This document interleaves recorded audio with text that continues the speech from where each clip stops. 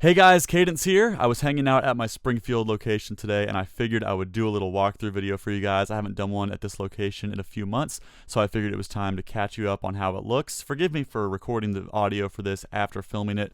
There was some music playing in the background that I didn't know if YouTube was going to allow or not. Anyway, the first thing you see in my Springfield store is my engine showcase, and I really like my engine selection in Springfield right now. Lots of modern stuff, CSX and NS. You know, I didn't really do that on purpose. It just is kind of how it happened, kind of how the inventory ended up there. On the bottom shelf, we've got some more HO engines and also some Norfolk Southern, like division paperwork and stuff, which is pretty cool. Once you walk in, you'll see this large shelf to the left. This has a lot of boxed items. On top, we've got a Rail King Caterpillar dealer, which is a cool item, and a nice Bachmann Ringling Brothers set back there, as well as a few other things. Going down one shelf, we have two Rail King bridges and some sealed Lego sets. You know, I don't do a ton of Lego at this location. Fairview's got most of my Lego stuff, but if I get sealed sets, I'll usually throw them in Springfield. Here's another shelf of boxed HO items. There's some really cool stuff in there too.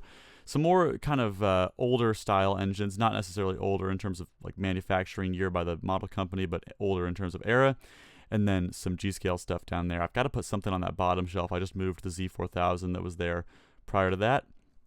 Here's some things I actually just put in the store today. Some N-scale buildings, some in the box, some out of box and already put together.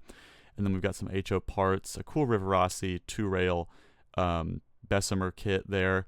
And then down a shelf is a lot of out-of-box HO rolling stock, wide variety stuff. Some things you'll recognize from videos, a lot of beer reefers, you know, and then some just cheap stuff in like the $2, $3, $4 range. And then the bottom shelf here has some Rail King cars and then most of my out-of-box O-scale stuff. Moving over, this is probably my favorite shelf in the whole little booth here. This bottom shelf here has all my Rail King engines. There's some really cool ones there. Some SD70 ACEs. I think one of the the UP Veterans units there, and I've got one of the CP Veterans units too, which are both really awesome. And then I think the Spirit of Union Pacific down there, the 1943. I think I've got that one in stock too. And then here's a bunch of loose HO cars. Again, some really cool stuff here. Some of my favorite HO cars I've had. There's like some CSX patched stuff. One of these grain hoppers here is like a B&O patched car. I think it's the one right there on screen, which is pretty awesome. And then the top shelf has some more box stuff. Mostly kits, mostly AccuRail, Red Caboose, and Bowser stuff. And then some MTH and Walther's mainline stuff, which is obviously pre-built. And then on top, got some Lionel Christmas ornaments just in time for the holiday season. And some HO and O building kits. Lots of cool stuff up there too. Hiding back here in the corner is probably the most expensive item in the whole booth and maybe in any of my stores right now. It's a live steam LGB engine, which I've got for $1,200 right now, but they're running on eBay for $2 to $3, so I think it's a pretty good deal. This shelf here has got some Chooch Industries stuff and then just some, you know, HO track there at the bottom, nothing too crazy. I've got a lot of Pentrex VHS tapes in stock right now. I don't know if anybody still uses VHS tapes. I still watch VHS. I think it's really cool, kind of a vintage feel. Plus the Pentrex stuff is just so nostalgic for me. And then this shelf here has got, once again, more boxed HO stuff, more Roundhouse kits. Some of those are built already. And then the top has out-of-box HO stuff. And then I just put in these pegboards here. They're not perfect. They kind of fit in this little, you know, kind of lattice design, like sort of well. They don't really fit that great though, but it fits enough to hold the items.